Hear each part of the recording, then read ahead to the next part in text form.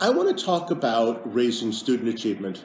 I want to acknowledge that we have some 1/3 of the student body for whom math works. Math works well in first grade and second grade and even right through high school. Those are the success stories. I think that we know that whatever assessment we look at, whatever measure we use, it's pretty clear that math does not work for a majority of students. And we need to make some changes in order for it to work for far more. So I think that there are really 4 legs to the stool. I think that we know that the first issue is what we teach. The second issue is how we teach. The third issue is how well are the students learning? And the fourth one is, when are we doing mathematics? And so if I had to build a game plan for making math work for more kids, I would start by adhering to the letter and the spirit of the Common Core state standards or its many derivatives. Why? Because it is a teachable curriculum. Why? Because K-8, it is, with very few exceptions, essentially manna from heaven.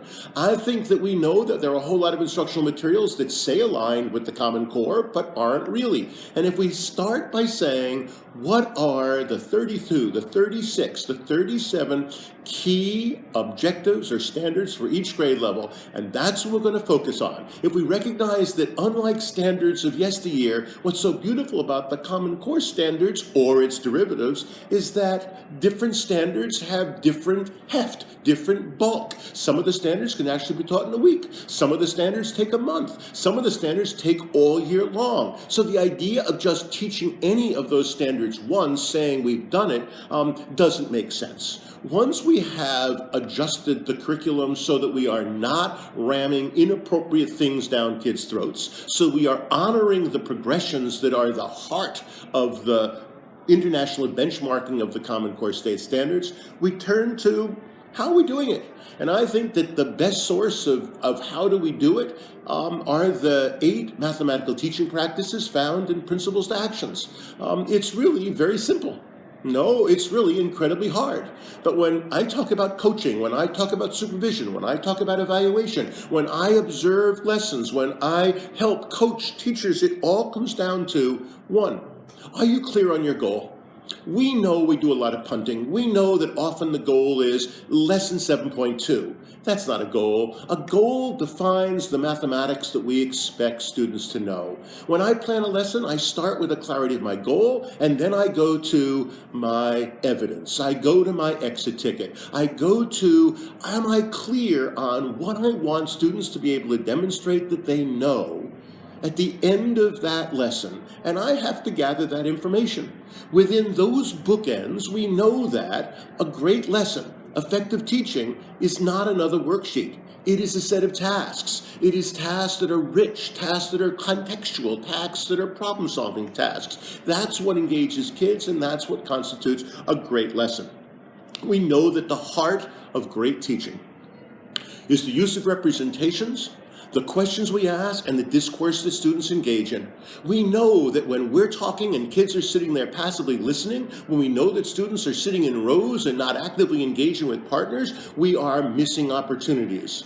And then we know, having taken care of good teaching being discourse, questions, tasks, representations, can you see it in different ways, the goals and the evidence, the icing on the cake is a recognition that we build fluency based upon conceptual understanding, not by memorization. We know that we expect kids to do some struggling, that it is critical that kids struggle as they learn. That's what good teaching is, and I think it all gets tied up when we have a strong program that supports all students' learning, when we have a set of high-quality, common unit assessments.